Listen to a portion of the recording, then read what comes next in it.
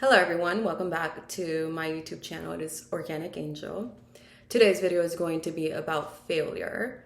But before I begin, I want to say pain pushes progress. Pain pushes progress. There are so many people who are afraid of failing because it's painful and it strikes at the core of how we see ourselves and how other people may see us as well. It hurts because biologically we are wired to seek safety, belonging, and success. These are all means of survival. When we try to accomplish something and you fail, it can feel like a threat to your survival. It can feel like a threat to securing the future. And so then pain is birthed in that moment. And over time, it's like an evolutionary response that over time, you are hardwiring your brain to believe that failing is something painful. However, some of the great will say that failure does not exist. I believe Kobe Bryant said that. And this is because you gave failure too much power, okay? You gave it too much power and too much meaning. And it exists only because you had an expectation tied to something. So, for example, you wanted to pass an exam, you wanted to win a game, you wanted to get something. So the outcome did not meet the expectation you had. So therefore, in your mind, that's a failure. And that failure is painful. I get it. You worked so hard. You hoped so deeply. And you may have even put yourself in a vulnerable position. And so when you don't get the outcome you wanted, that gap between what you wanted and what happened, it can be devastating. However, you have to be careful because if you ruminate failure and you internalize it so deep into your core, it will prevent you from taking new risks, new opportunities in life because you become so afraid of it that you will avoid it at all costs. But we only get one life, that's it. You know how many people are living their lives with regret because they didn't take that chance, the opportunity when they had it? Don't be that person. Don't be afraid to live and take risk. And even if you fail, you can always try again. You got one life and that's it. Do not give failure all this power. Many of the great leaders and GOATs would say that failure is just a prerequisite to progress and success. Take Thomas Edison, for example. He said, "I have not failed. I only found 10,000 ways it did not work when inventing the light bulb." Listen to this quote by Michael Jordan. "I've missed more than 9,000 shots in my career. I've lost almost 300 games. 26 times I've been trusted to take the game-winning shot and missed. I've failed over and over and over again in my life. And that is why I succeed." So study all the GOATs and all the great leaders and learn from them. It's time to start to rewire your brain's perception of failure, okay? Failure in the moment may feel like it's over. You might be telling yourself, maybe this just wasn't meant for me. Oh no, it's meant for you. It's just not meant for you right now. And that is okay. As long as you are not dead, you have an opportunity to try again, all right? There's this quote by ancient Chinese military strategist named Sun Tzu. I hope I pronounced that correctly. If I didn't, I apologize. And he said, sometimes you need to lose small battles in order to win the war. And so you may have lost one battle, maybe two battles, but you have not lost the war, all right? So what do you do when you lose a battle? You're, as a soldier, right? You're going to, first of all, you're going to give yourself the grace because you even tried. And then you're going to regroup, you're going to restructure, and then you're going to come up with a plan, and then you're going to come up with a strategy of how to execute that plan, right? So give yourself that grace for even trying. Like I said, you were brave enough to even go for it. But just like a soldier would not surrender to war, you're not going to surrender your dreams and your goals over one battle lost. The war is not over. You're in a war with yourself, really like a mental war. And you have to keep reminding yourself that one lost battle is just a slight delay to getting what you want. As long as you're alive, you have a fighting chance. Emotions are essential to what it means to be human. Emotions help us navigate through life, connect with others, and make decisions. So I want to say that when I say rewire your brain, I'm talking about rewiring your brain in such a way where it sees failure as a lesson or as an opportunity versus something bad and painful. But I also want to say that rewiring your brain and your neural connections is going to take a while. It's not going to happen overnight. It may take weeks, it may take months, it may take years. It really all depends on the person and also how long someone has been giving themselves self-limiting beliefs, right? But I want to say, if you get emotional after failing, after losing a game, after failing an exam, after not getting the job you wanted, etc., whatever it is, whatever goal or dream you have, it's normal to feel defeated. It's normal to feel embarrassed. It's normal to feel sad. It's normal to feel upset. These are all normal things. This is what makes you human, and it means that something mattered so much to you, and that's why you are upset. So don't try to suppress and avoid your emotions, because that is also not healthy. And in fact, avoiding or suppressing your emotions can have a negative impact on your healthy emotional regulation, and it can also negatively impact your physical and mental well-being. So just allow yourself the space and time to process your emotions and feelings and what happened, but then also give yourself a break. If you need to take a break from everything in life, do so if you can. Take a break to just live life, just be in the present. You can also ground yourself. You can do meditation, go outside, go for a walk or a hike. Being outdoors is really great for grounding.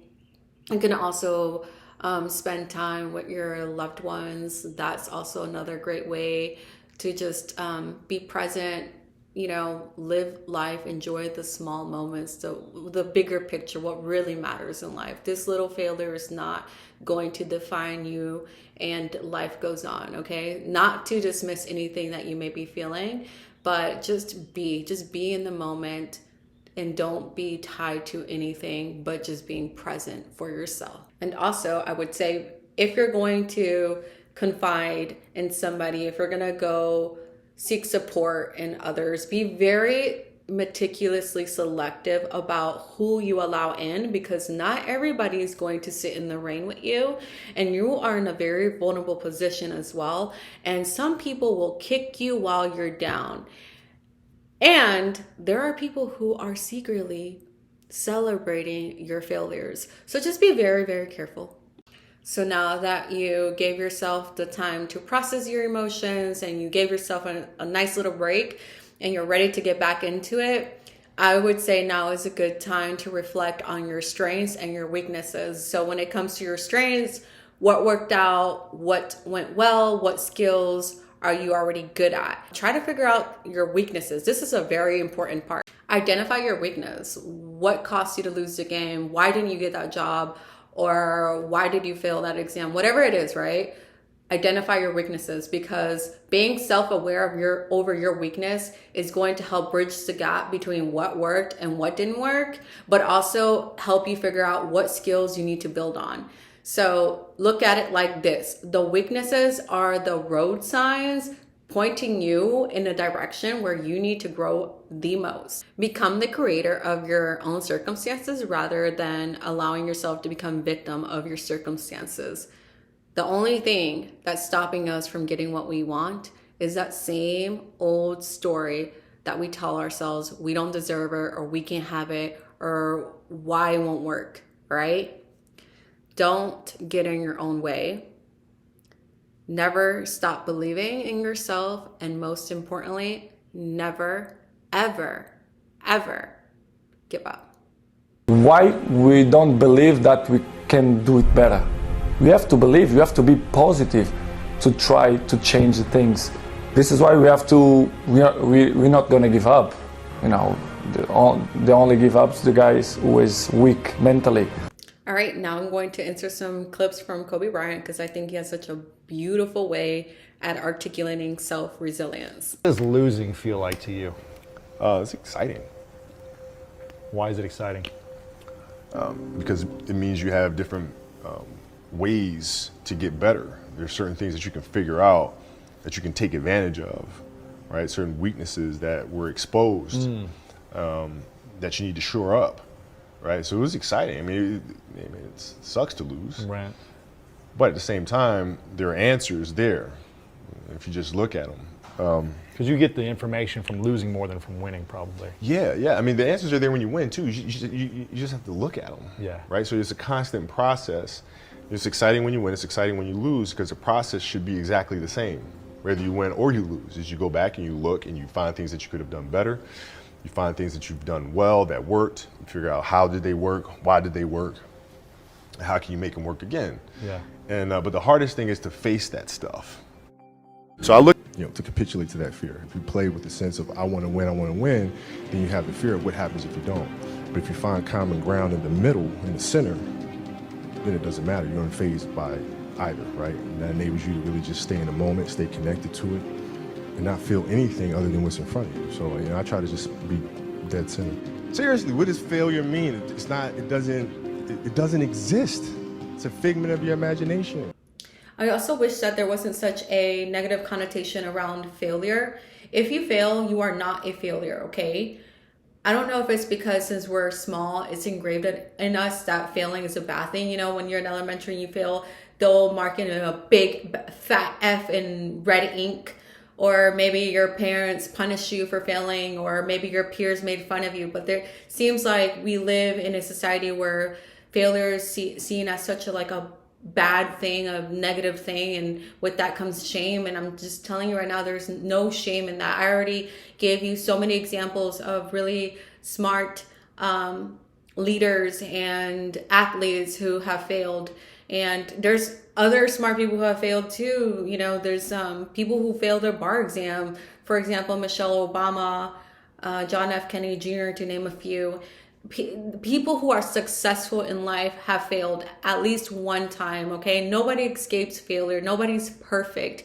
We're all human. It's part of life. And I wish that there was a more open and safe space to talk about these things, and instead of feeling like embarrassed and shame, where we could encourage each other to not give up and give each other that support that we need. Hell, I even failed. I had to take this really important exam a couple of months ago, and I failed. And I remember my ego took such a big hit. My ego and my confidence were like, ah. And this was because I had not failed an exam in so many years. And so I went in there super confident.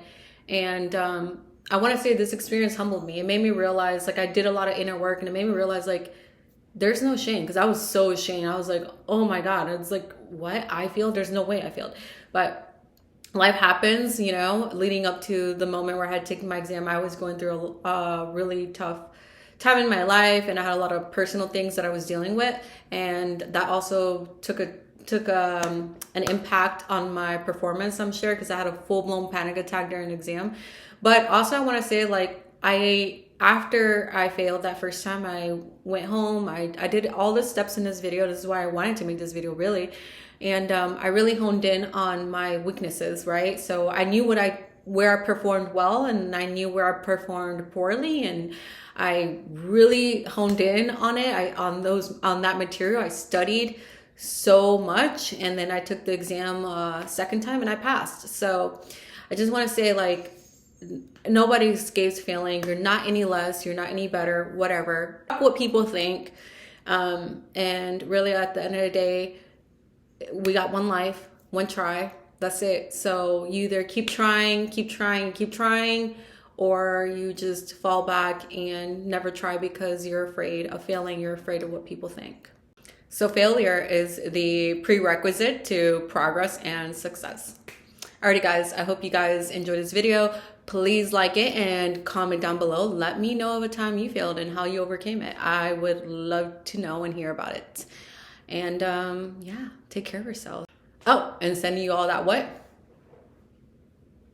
Sorry, I was trying to do a basketball throw since we're talking about a lot of great players. That good ass energy. Alrighty guys, take care.